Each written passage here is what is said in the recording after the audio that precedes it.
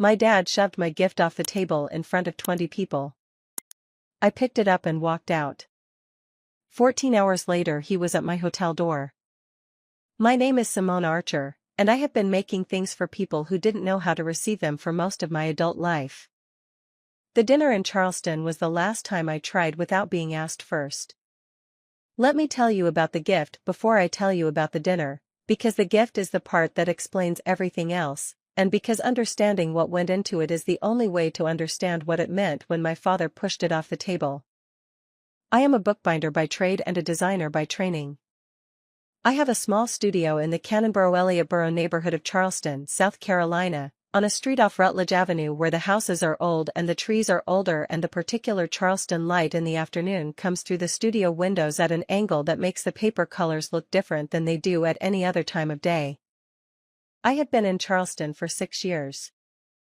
I moved here from Atlanta, where I grew up, which is where my parents still live, in a house in the Buckhead neighborhood that my father bought in 1999 and that my mother has renovated in sections over the years with the patient determination of someone who has a clear vision and the time to execute it. My father, Raymond Archer, turned 65 in April. 65 is a number with weight. Not just because of what it represents actuarially, the official crossing of a threshold that our culture has decided means something, but because of what it meant for my father specifically, who has spent his career as a civil engineer at a firm in Midtown Atlanta that he joined at 28 and that he is now, at 65, preparing to leave. The retirement is not something he initiated eagerly. It is something the years brought to him whether he was ready for it or not, and from the conversations I had with my mother over the winter, his readiness for it was complicated. My father has always been a man who is most himself when he is solving something, when there is a problem with dimensions and a solution with requirements and the satisfaction of a thing completed correctly. The approaching end of his professional life had not been easy for him. He had not said so directly, he is not a man who says things directly, but my mother had said it, carefully, over the phone in February, which is how I know. I spent 3 months making him a gift. This is not an exaggeration. I began in January when I understood what the gift was going to be, and I was not finished until the week before the birthday dinner in April. The gift was a book, but not in the way that word usually encompasses the thing I make, which is to say it was not a purchased volume or even a standard commission. It was something I had designed from nothing, for a specific person, using the materials and skills I have spent years developing. The book was about bridges. My father is a civil engineer whose career specialty has been structural engineering with a concentration in bridge design.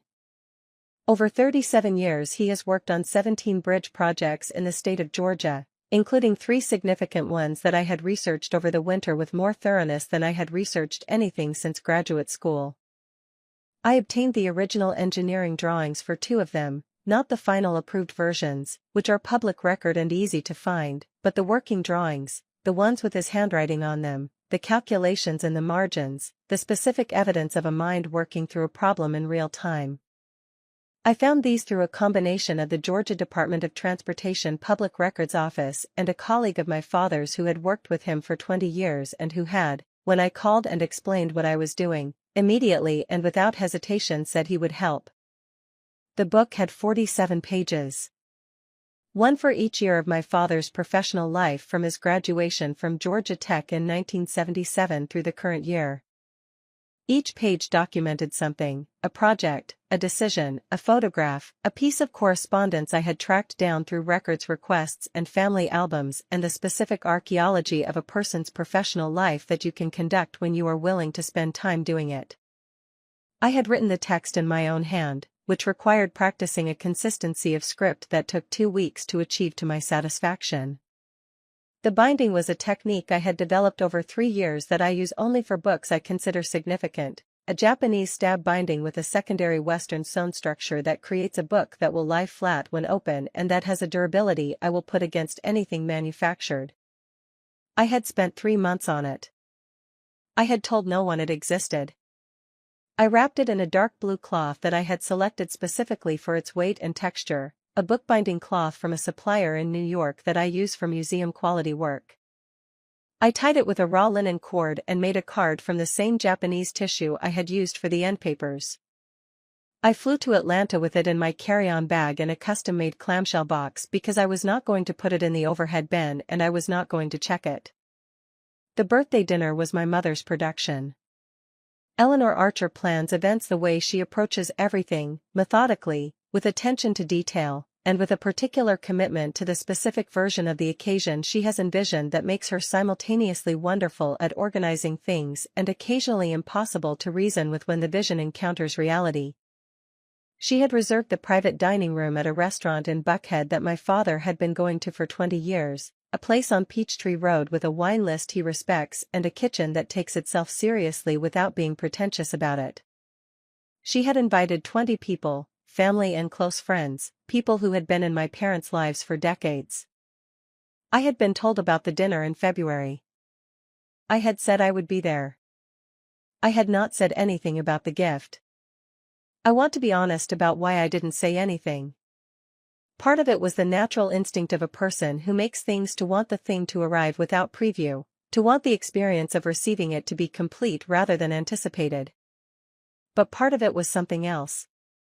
Something I have talked about with my therapist, Dr.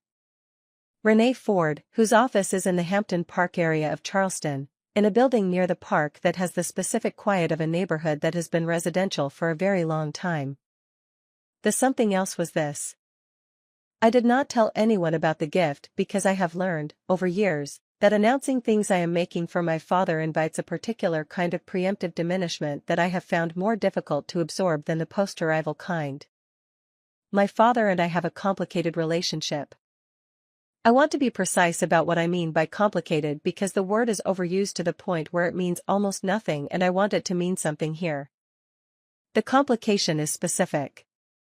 My father is a man who expresses love through functionality, through problem solving, through the practical demonstration of investment in a person's well-being, and these expressions are real and consistent and have shaped me in ways I am still understanding. He paid for my education without hesitation. He drove to Charleston when I had a plumbing emergency in the studio 2 years ago and spent a weekend fixing it alongside the plumber because he said the plumber was doing it wrong. When my car needed replacing, he researched for 3 weeks and found me the right one. These are not small things. But he has also, for as long as I can remember, had a particular difficulty with the things I make. With bookbinding as a profession. With the studio in Charleston.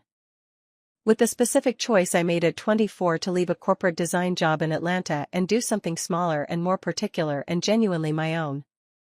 He has expressed this difficulty not through direct criticism. He is not a man who criticizes directly, but through a sustained absence of acknowledgement that is its own form of communication. He has never asked to see my work. He has never come to the studio.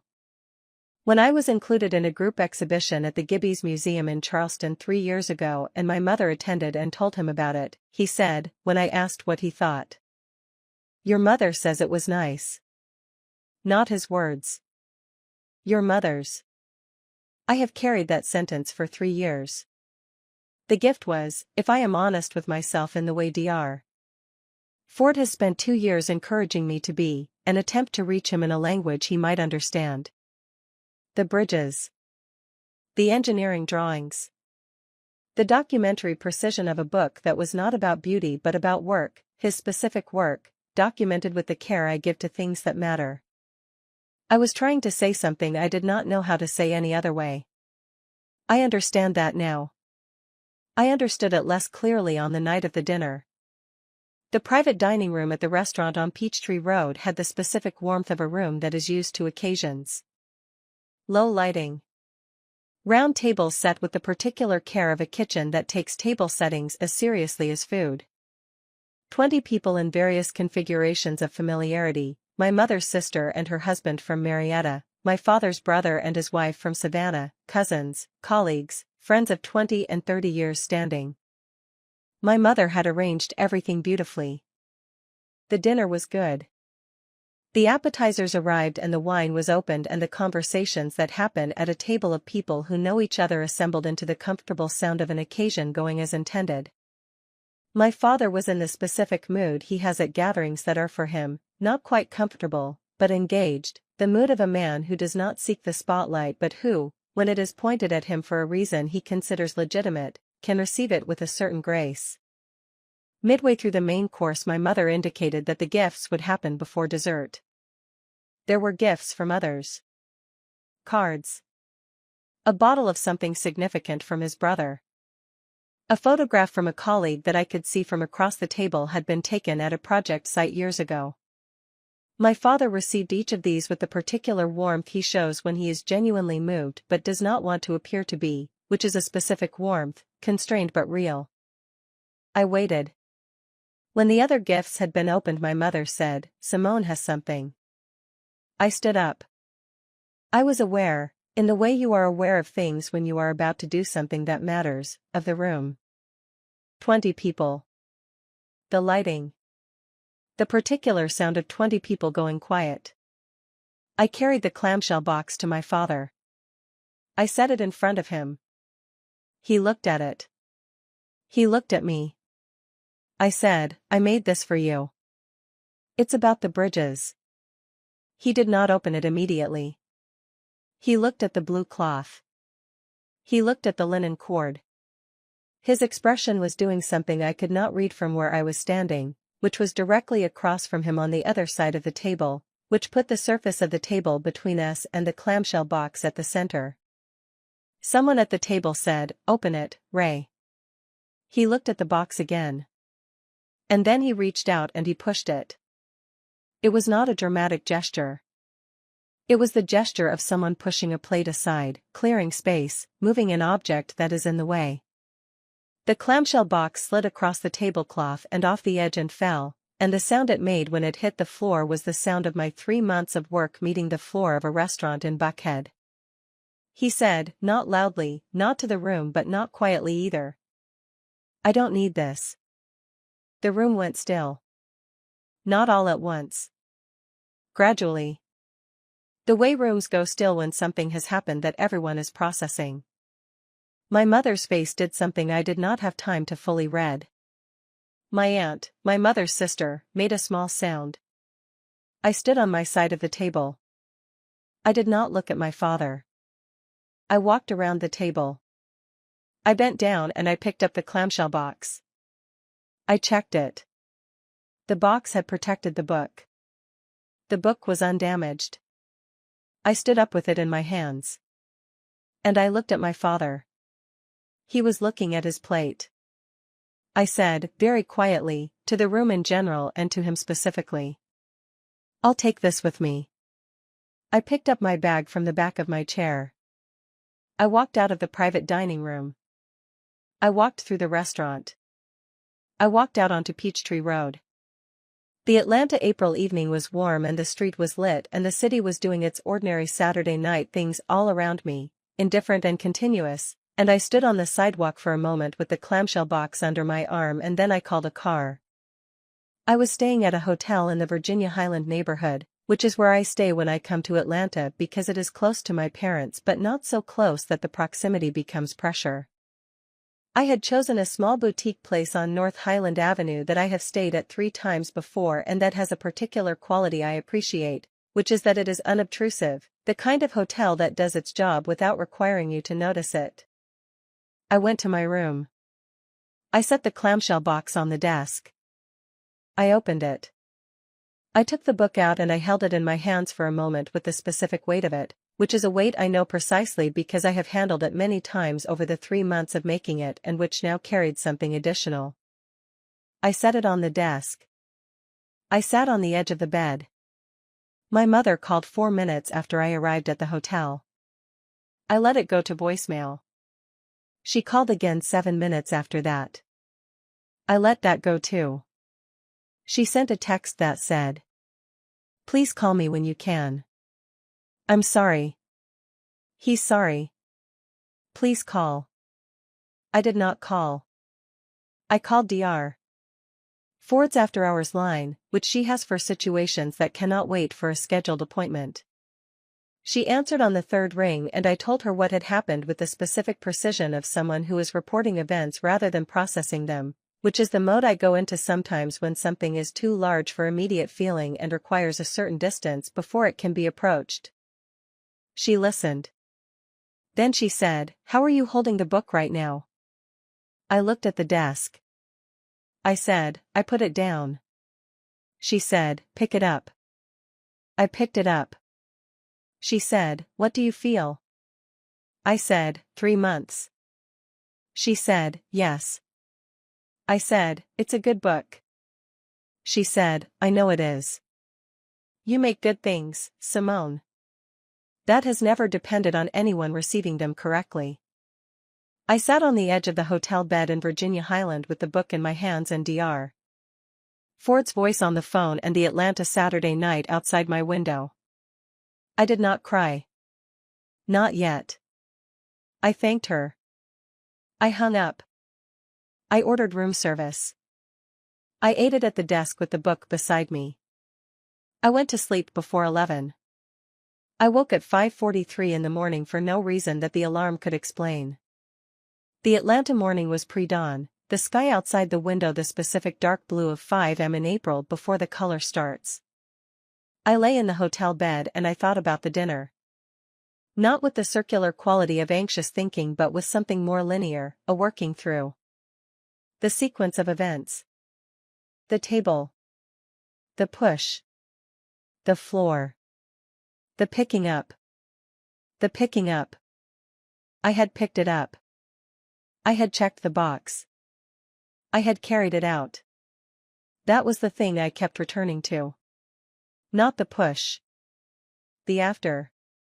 The specific choice I had made in the moment after the push, which was to retrieve the thing and carry it with me rather than leave it on the floor or on the table or anywhere in that room that was not my own hands. I had made the book. It was mine.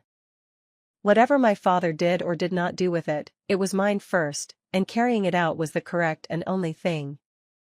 At 6:15 someone knocked on my hotel room door. The knock had a specific quality that I recognized and could not immediately explain the recognition of, something about the weight and the rhythm, the particular way a fist meets a door that carries information about the person attached to the fist. I lay in the bed and I heard it and I understood it before I got up. My father. I got up.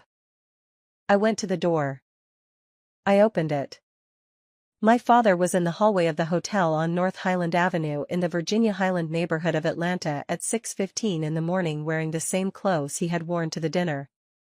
The slacks and the jacket now slightly wrinkled in the way of a garment that has been worn through a night of sitting in a car. He had driven from Buckhead. The drive is 15 minutes on a normal evening. He had not come at 11 p.m. or midnight or 2 am. He had come at 6:15. Which meant something. Which meant he had spent the night deciding. He was holding the linen cord. Just the cord.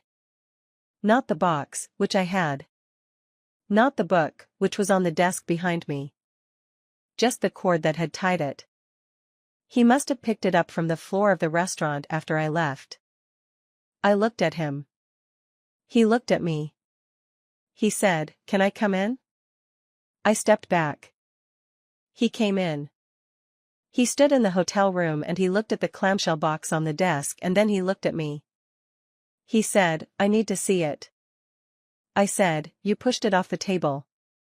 He said, "I know." I said, "In front of 20 people." He said, "I know, Simone." I said, "Why?" He stood with the linen cord in his hands. My father, 65 years old, in a wrinkled jacket in a hotel room at 6:15 in the morning with a cord from a book he had not opened. He said, "Because I was afraid of it." I said, "Of a book?" He said, "Of what was in it. Of what it would mean if I looked at it. If I let myself really look at what you had made. And what that would require me to say." I waited. He said, "Your mother told me. Over the winter. What you were making. Not the specifics. Just that you were working on something.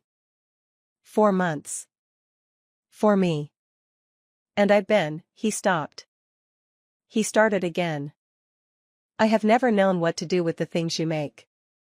With any of it. The bookbinding. The studio. The way you've built something from nothing in a city where you knew no one. I've never known what to say about it. So I've said nothing. For years I've said nothing. And last night when you put that box in front of me and said it was about the bridges I have worked on for 37 years, I felt. He stopped again. My father who does not stop.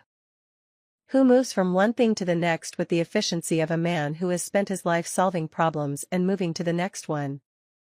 He stopped. He said, I felt seen. And I didn't know how to hold that. So I pushed it away. The way I push things away that I don't know how to hold. I looked at my father.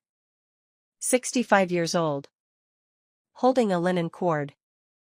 At 6:15 in the morning. Having driven to a hotel in Virginia Highland to say the truest thing he had ever said to me. I went to the desk. I picked up the clamshell box. I brought it to the small table near the window. I sat down on one side. He sat down on the other. I opened the box.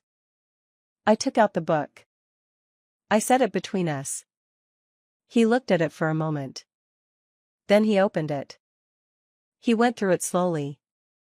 My father, who does everything at the pace that the task requires and no slower and no faster, he went through the book slowly. Each page. Each photograph. Each engineering drawing with his handwriting in the margins. Each caption I had written about the projects, the years, the specific decisions that the public record of his work revealed. He did not speak for a long time. On the page for 1987, a bridge project over the Chattahoochee River that I had found referenced in a Georgia Dot report, he put his finger on a number in the margin of the engineering drawing. A calculation in his handwriting. He said, I remember writing that. I remember the specific problem.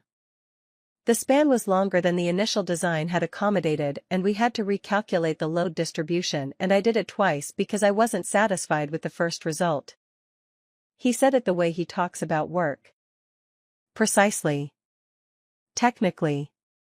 With the specific warmth that engineering problems produce in him that other things do not. I said, I know. I found the revision in the Dot records. It's on the next page. He turned to the next page. He looked at his own revision. He said, You found this? I said, It took 3 weeks. He looked at me. He said, You spent 3 weeks finding a revised engineering calculation. I said, I spent 3 months on the whole thing. The calculation was part of 3 weeks. He looked back at the page. He turned more pages. He got to the page about the bridge on I-285, the one I had researched most thoroughly, the one I considered the centerpiece of the book, the project from 2009 that had received a Structural Engineering Excellence Award that I had found referenced in a trade publication and that my father had, as far as I knew, never mentioned to our family. He stopped at that page for a long time. He said, How did you know about this? I said, I found the award in the American Society of Civil Engineers Publications Archive. From 2010. He said, I never told your mother about this award. I said, I know. Why didn't you? He was quiet for a moment. He said, I don't know how to talk about work. To people who aren't in it. I don't know how to explain why the award matters without explaining the problem first, and the problem takes an hour to explain, and by the time I'm done explaining the problem no one is listening anymore. I said, I'm listening. He looked at me. I said, Tell me about the problem. He told me about the problem. It took 40 minutes. The specific structural challenge of the I-285 bridge, the constraints imposed by the existing infrastructure on either side, the solution he and his team had developed that had required a new approach to the load-bearing configuration that was not standard practice and that had required 3 rounds of peer review before it was approved. He explained it in the technical language he uses for work, and I followed approximately 60% of it, and the 40% I did not follow I did not pretend to follow, and he seemed to understand that I was listening to the full 60% and not performing the rest, and somewhere in that understanding the conversation became something it had not previously been. By the time he finished it was 8:30 in the morning. The Atlanta April day had arrived through the hotel window, the light full now, the Virginia Highland neighborhood doing its morning things on the street below. My father looked at the book on the table between us. He said, "This is an extraordinary thing you made." I said, "I know." He looked at me.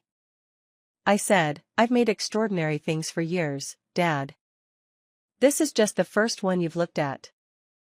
He heard that.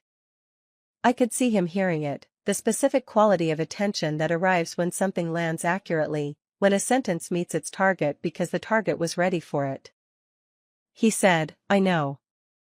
He said, "I have wasted a lot of time not looking." I said, "You're looking now." He said, "Yes." He closed the book carefully.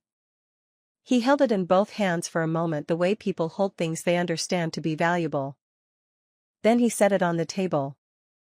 He said, "Can I take it home?" I looked at the book. 3 months of evenings in the studio on Rutledge Avenue. The Japanese tissue endpapers. The engineering drawings with his handwriting. The linen cord he had picked up from the floor of a restaurant. I said, "Yes. That's what I made it for." I flew back to Charleston on Sunday evening. The flight is short, barely an hour, and I have always found the brevity of it slightly disorienting, the way a significant distance can be crossed so quickly that the arrival doesn't feel earned. I took a car from the airport to the studio on Rutledge Avenue because I always go to the studio when I return from somewhere, before I go to my apartment, because the studio is more completely mine than anywhere else, and arriving there first is a way of returning to myself before returning to my ordinary life. The studio in the late Sunday evening was the particular quiet of a workroom when no one is working, the materials in their places, the light from the single lamp on the drafting table, the smell of paper and paste, and the specific mineral smell of the bookbinding cloth stacked on the shelf. I sat at the drafting table. I thought about my father at the table in the hotel room. About 40 minutes of bridge engineering. About the way he had held the book before he set it down. About 6:15 in the morning and a linen cord in his hands and the truest thing he had ever said. My mother had texted while I was at the airport. He put the book on his desk. "He's been looking at it all afternoon. Thank you, Simone. For making it. And for staying." I wrote back. "Tell him I want to hear more about the I-285 bridge sometime. The parts one didn't understand." She sent back a single line. "He'll like that." I sat at the drafting table in the studio on Rutledge Avenue in the Canonboro-Elliott Borough neighborhood of Charleston, and I looked at the wall where the current work in progress is always pinned, the project I had been working on before the birthday, a commission for a private collector in Columbia, a hand-bound edition of something the collector had written privately and wanted rendered as a physical object. I picked up my tools. I worked for an hour before I went home. Because the work is always the thing. The work was there before my father saw it. It will be there in the forms it takes for the rest of my life. I make things. Some people receive them correctly the first time. Some people need 14 hours and a hotel hallway and a linen cord they picked up off the floor. My father needed 14 hours. He got there. And I was still there when he arrived. That is the only ending this story needed.